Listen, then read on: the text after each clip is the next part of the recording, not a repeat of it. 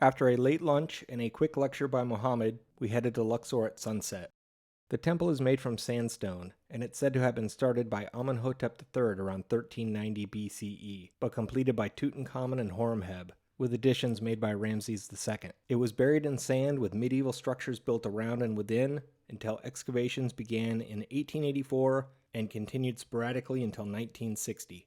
This photo shows the faces of both colossi being destroyed, but at some point the one on the left was restored. And at this point we have a statue on the right with no arms and just a head on the left, so clearly people are just moving statues around. Facing away from the temple we see an avenue of sphinxes. It's over 1.5 miles long, connects Luxor to Karnak, and depending on the source had anywhere from 1,200 to 1,350 individual statues.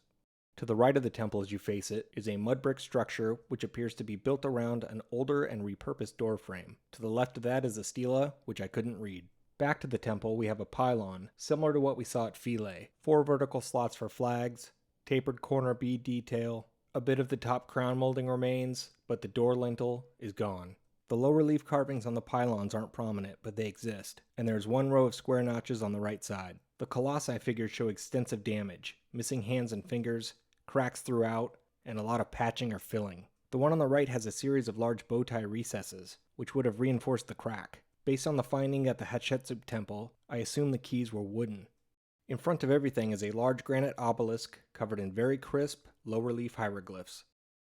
There were 2, but one was traded to France for a mechanical clock, which was inoperable upon delivery. It appears to have sustained some damage and has been repaired with blocks.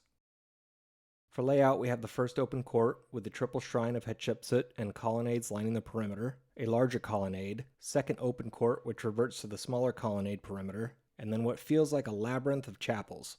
The most peculiar feature of this temple is the alignment change between the first open court and the remaining structures. The regurgitated claim is that this change of angle is around 23 degrees, and therefore matches Earth's current axial tilt. However, I've read research papers citing the change to be around 11 degrees. This image is from Google Earth, and this protractor has the 0-degree line parallel with the largest colonnade.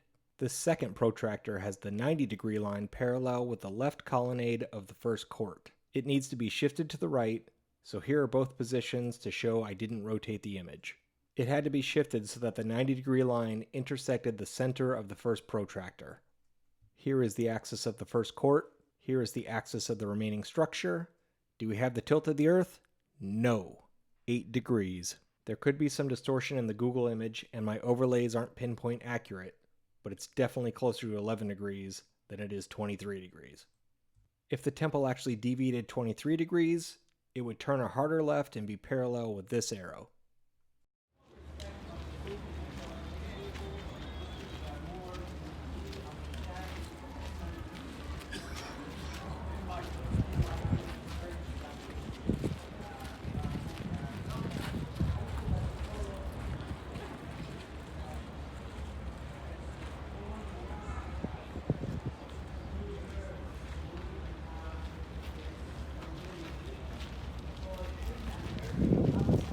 Behind the right half of the pylon is the triple shrine of Hatshepsut, and we can see a lot more square notches on the back face. All of the columns in this area are of the bundled papyrus design, and they support very large lintels. Behind the left half of the pylon is a mosque, which was built atop the buried ruins in 640 AD. Prior to that, there was a Roman church from 395 AD. And here are several pictures of the perimeter colonnades and integrated statues.